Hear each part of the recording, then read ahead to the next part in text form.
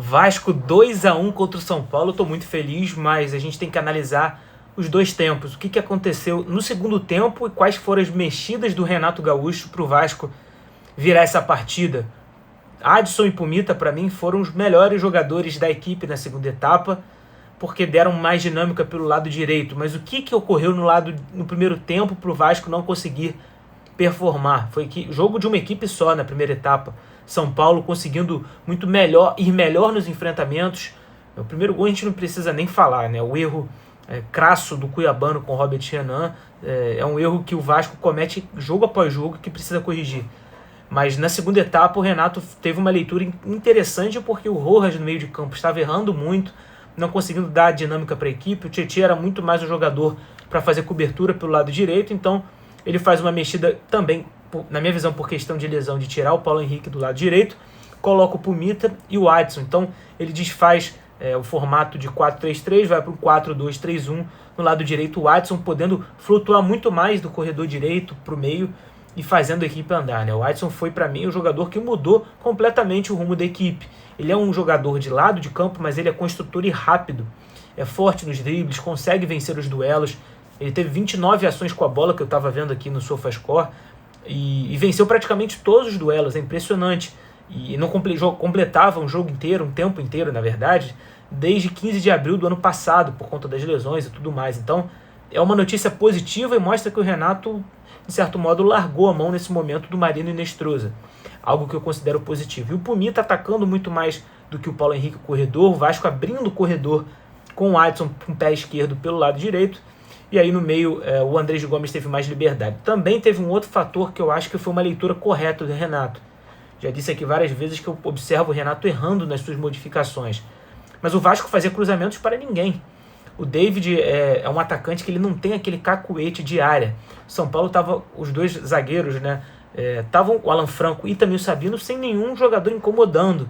Spinelli e Brenner então entraram. O Brenner um pouco mais atrás do que o Spinelli. E o Vasco, logo no primeiro lance, se não me engano, um cruzamento ou do Andrés ou do Cuiabano, o Spinelli toca na bola. O Vasco cresce no jogo. Então o Renato observou, viu os problemas que a equipe tinha de construção. São Paulo baixou as linhas, recuou, fez o gol. Na segunda etapa não matou, um lance claríssimo do Caleri. Uma bola parada, então o Vasco consegue o pênalti. Pênalti claríssimo, o Caleri coloca a mão, o Pumita bate, quase que o Rafael pega e o Vasco empata o jogo, né? Era um jogo de dois tempos. O primeiro tempo o Vasco mereceu perder, talvez até demais. Ainda assim teve uma bola na trave do Andrés, mas não era uma equipe coesa. Thiago Mendes estava abaixo, Cuiabano atacando abaixo. Mais uma vez um tempo jogado fora, o que me chama a atenção. Mas se a gente tem algum ponto positivo, foi de fato, os pontos foram as mexidas do Renato, né? Eu achei muito, mas muito interessante ele ter observado que a equipe não construía e tinha que jogar a bola na área, e foi assim que saiu o gol. E também o segundo gol, num bate-rebate, cruzamento do Pumita, o Adson finaliza e o Vasco sai com a vitória. Segundo tempo, os enfrentamentos do Robert Renan e do Cuesta muito mais fortes, com o Caleri, que estava ganhando principalmente os duelos. São Paulo tinha uma jogada no jogo inteiro. Era o Rafael pegar a bola e ter uma excelente reposição de jogo com os pés e lançar longo para o Caleri brigar e ganhar do Robert Renan, que estava mal na primeira etapa, e o Cuesta também mal. Então o Renato deve ter dado um esporro nos jogadores no segundo tempo, o Cuesta ajudando bastante nessa cobertura e o Cuiabano mais ligado também. Então Pumita e Adson foram fundamentais nessa partida e foi uma virada também na camisa, né? O Vasco precisava dessa vitória para dar mais confiança ao trabalho do Renato, que ainda me deixa com algumas dúvidas. Não sei como o Vasco joga, se é um 4-3-3, sempre ele desfaz para um 4-2-3-1, mas acaba que é uma equipe previsível, mas que está pontuando, né? O Vasco hoje tem 16 pontos, na meta principal de 45 ainda falta, mas essa vitória de fato importa muito para o Vasco. Na primeira etapa, qualquer torcedor imaginaria, assim como eu, que o Vasco não chegaria mesmo à virada, muito menos só ao empate. A virada, então, não preciso nem falar. E consegue com o Andrés Gomes, também importante no jogo, errando na primeira etapa, mas sempre buscando o jogo. É impressionante como ele é um leão em campo, né? No 1 contra 1, é um jogador imparável. E no meio de campo, o Thiago Mendes cresceu, fazendo o jogo andar. Foi um 4-2-3-1.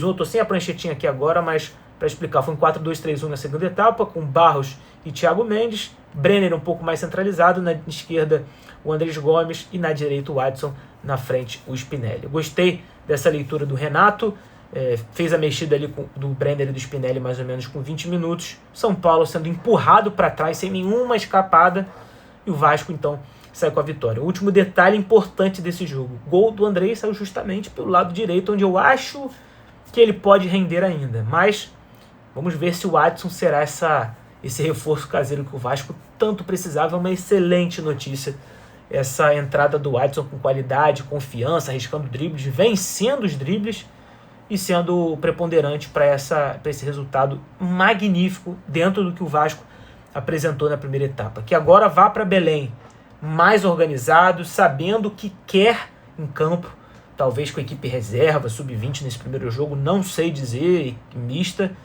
e comece a ser uma equipe mais coesa.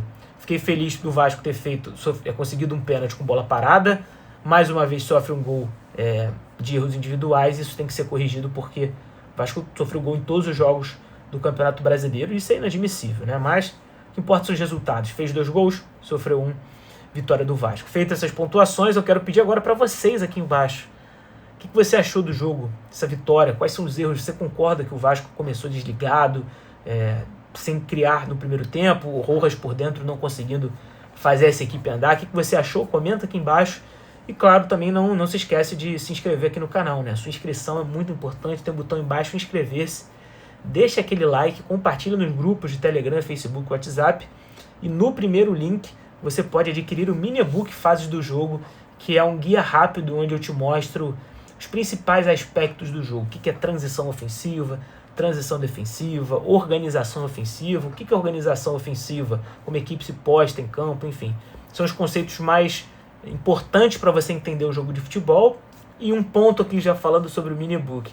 As transições defensivas do Vasco no primeiro tempo foram muito erradas. O Vasco não fazia pressão, muitas vezes o São Paulo saía curto, quando não saía longo e parava dentro do gol do Vasco. Mas tudo isso passou, São Paulo não foi eficiente e o Vasco soube, nas leituras do Renato, dessa vez corretas, virar a partida. Vasco 2-1, tô muito alegre, comenta aqui, tamo junto até o próximo vídeo. Esse aqui é o Tática Vascaína, eu sou João Pedro Fará e eu mudo a sua forma de ver o Vasco jogar.